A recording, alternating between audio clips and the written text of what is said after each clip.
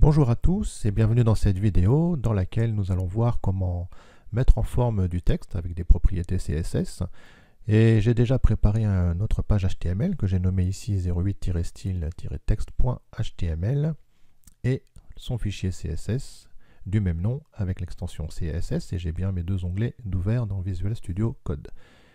Donc si vous ne savez pas comment faire cette étape, je vous renvoie au cours précédent, puisque j'avais fait les étapes pas à pas. Bon, maintenant, comme on sait le faire, j'ai été un petit peu plus vite pour démarrer le cours actuel. Donc, je vais quand même lier la page CSS à ma page HTML avec la balise link. Et ici, je vais supprimer le nom du fichier et je vais aller dans le dossier CSS / et ici, je vais sélectionner ma feuille de style, donc du cours actuel, donc le 08-style-text.css. Voilà. Donc je vais commencer à mettre un petit peu de contenu au niveau du body. Donc on va mettre un titre H1. Donc les propriétés de mise en forme du texte. Voilà. Ensuite, on va mettre quelques paragraphes. Lorem, voilà, encore un autre. Lorem 50. Et puis on va mettre un titre de niveau 2.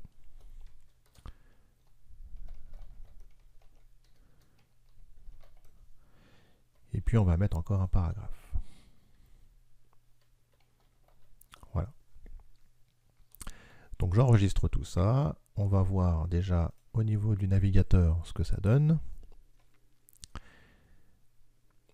Voilà, donc on a bien un titre de niveau 1, des paragraphes, titre de niveau 2, un paragraphe.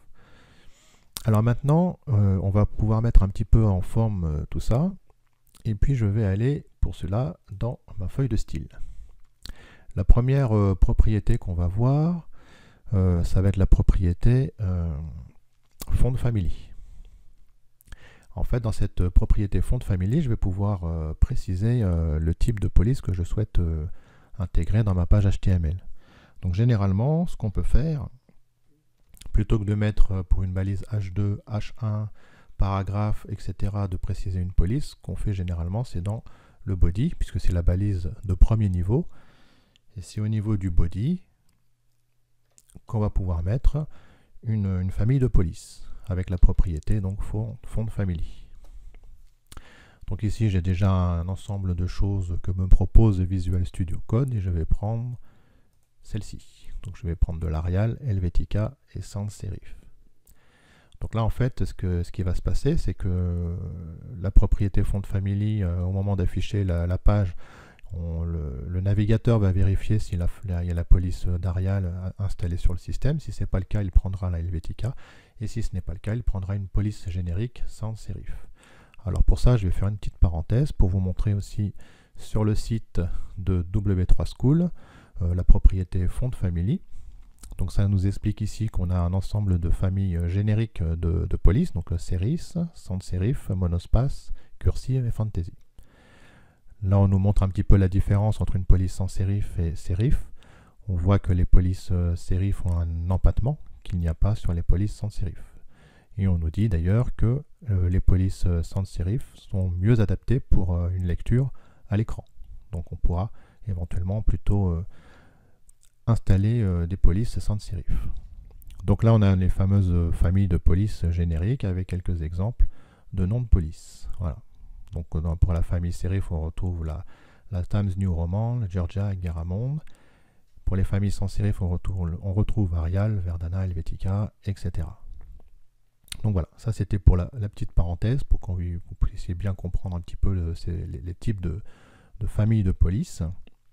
Et je rappelle, si on peut installer des polices présentes sur le système, si on ne les trouve pas, on mettra toujours une police générique pour être sûr d'avoir un affichage correct par rapport à une charte graphique.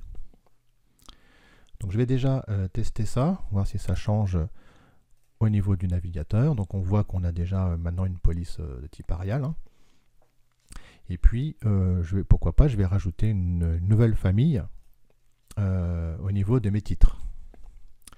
Donc au niveau de mon titre H1,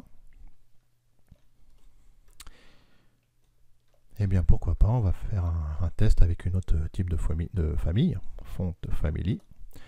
Et puis cette fois, je vais mettre, pourquoi pas, pour les titres, comme les titres sont plus gros, on pourra s'accorder une police de type serif. Voilà. Donc avec la Times New Roman. Donc je vérifie à nouveau dans le navigateur, et j'ai bien ma police ici qui a changé. Le titre de niveau 2 est resté en Arial. Donc ce que je peux faire, c'est aussi mettre le titre de niveau 2 en Times New Roman. Donc je vais rajouter H2 avec des accolades, pardon.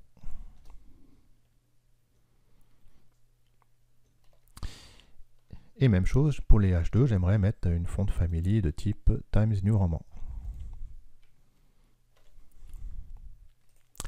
Voilà, donc cette fois j'ai bien mon titre 1 et mon titre 2 en Times New Roman et mes paragraphes sont restés en Arial. Alors j'en profite pour ouvrir une autre parenthèse en vous disant que quand on fait du code, on évite un petit peu les répétitions. Là on se rend compte que j'ai mis finalement la propriété font family dans ma balise H1 et je l'ai mis également dans ma balise H2. Ça pourrait être judicieux par exemple de créer une classe si on le souhaitait, pour après en fonction des besoins de rajouter au niveau de la balise une classe pour la police Times New Roman par exemple. Mais là ce que je peux faire aussi c'est d'enlever ça et puis ici de mettre une virgule et de séparer comme ça les différentes balises qui auront la possibilité de mettre cette police Times New Roman.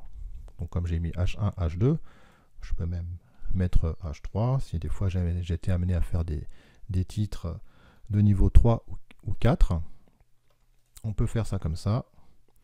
Et maintenant si j'enregistre, j'ai bien mon titre de niveau 1 et mon titre de niveau 2 qui possèdent une police Times New Roman. Donc ça, c'était une petite parenthèse pour commencer à aborder ce genre de syntaxe qui permettent de mettre plusieurs types d'éléments HTML à la suite pour qui possèdent en fait les mêmes propriétés CSS, ceci afin d'éviter les répétitions. Puisqu'on verra que dans le code, il faut essayer de toujours optimiser. Un fichier CSS qui est assez lourd et volumineux, ça va être un petit peu plus long à charger, et un site qui est un peu plus long à charger pourrait être un petit peu pénalisé par rapport au référencement Google. Donc pensez toujours à aussi optimiser le code pour que votre site s'affiche rapidement. Voilà. Donc voici, c'était donc voilà pour les propriétés font family. Alors maintenant on va revenir un petit peu sur le font size qu'on a déjà vu. Donc je vais mettre une balise P.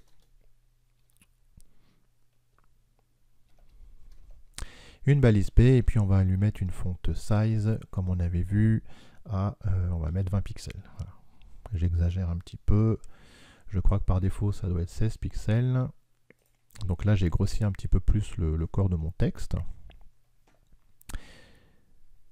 D'ailleurs je vais remettre peut-être un zoom normal. Et puis ici je crois qu'on avait...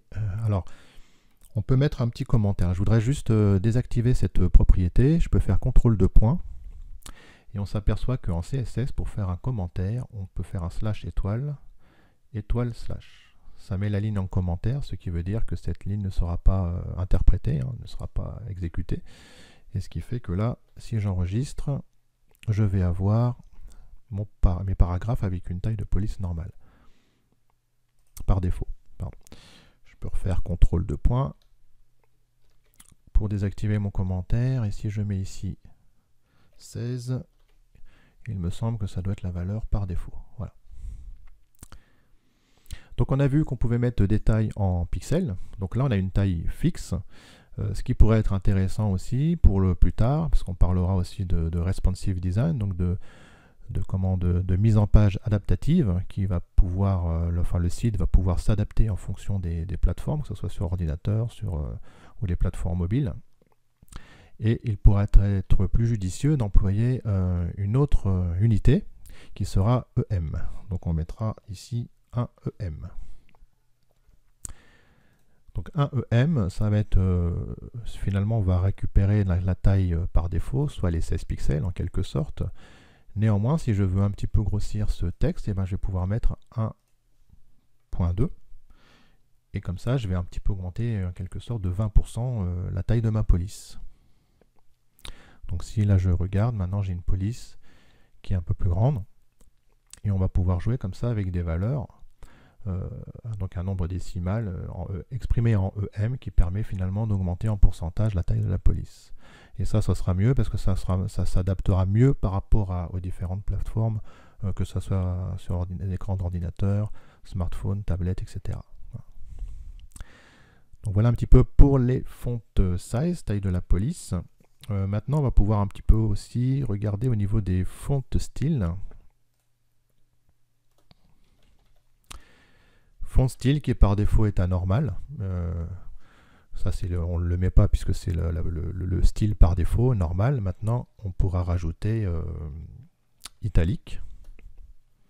Et maintenant, je vais avoir des paragraphes en italique. Voilà.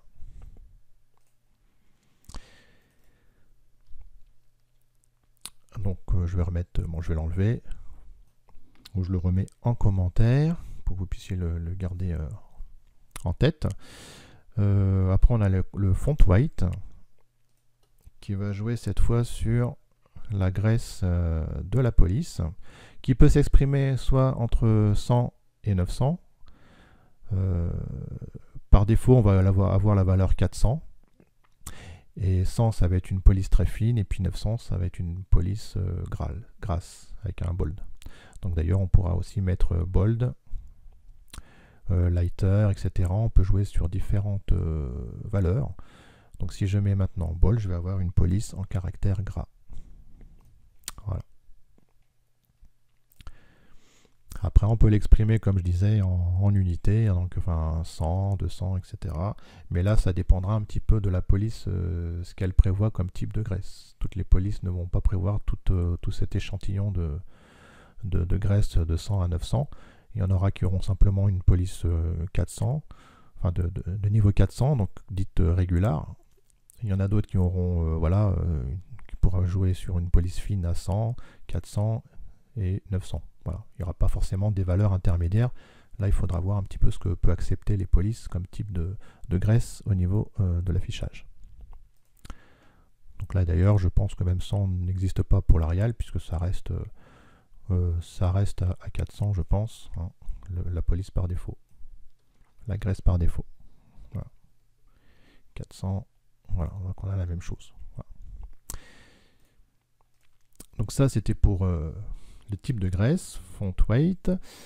Après, on va avoir tout ce qui est alignement de texte. Donc là, je vais plutôt faire ça au niveau des titres. Et on va pouvoir jouer sur les propriétés texte aligne. Texte aligne. On va pouvoir mettre centré, calé à droite, calé à gauche. Donc par défaut, évidemment, c'est calé à gauche. Et on va pouvoir mettre center si on souhaite avoir des titres centrés dans la page. Voilà, comme c'est le cas ici. Alors ce qu'on peut faire aussi au niveau du texte, au niveau des paragraphes, généralement on aime bien aussi que ce soit justifié. On va faire un justify ici. Donc là on va peut-être pas forcément voir bien puisqu'on n'a pas beaucoup de texte. Mais si j'augmente un petit peu le contenu au niveau du HTML, si je fais encore du lorem, ou si je fais un gros paragraphe,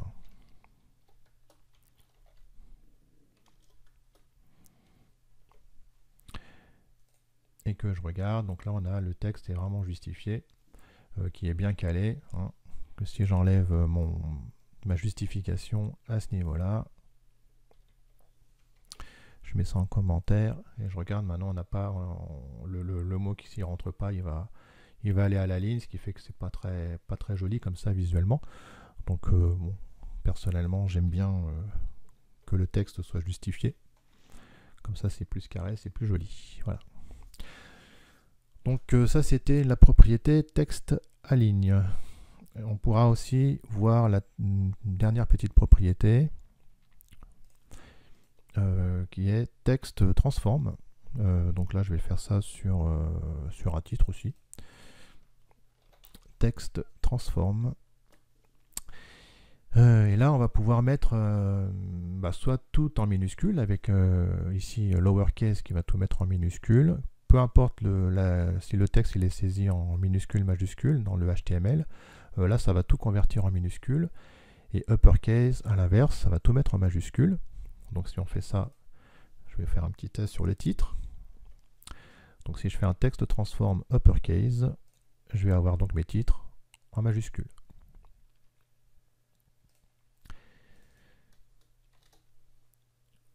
Si maintenant je fais un capitalize, je devrais avoir chaque mot qui commence par une lettre capitale.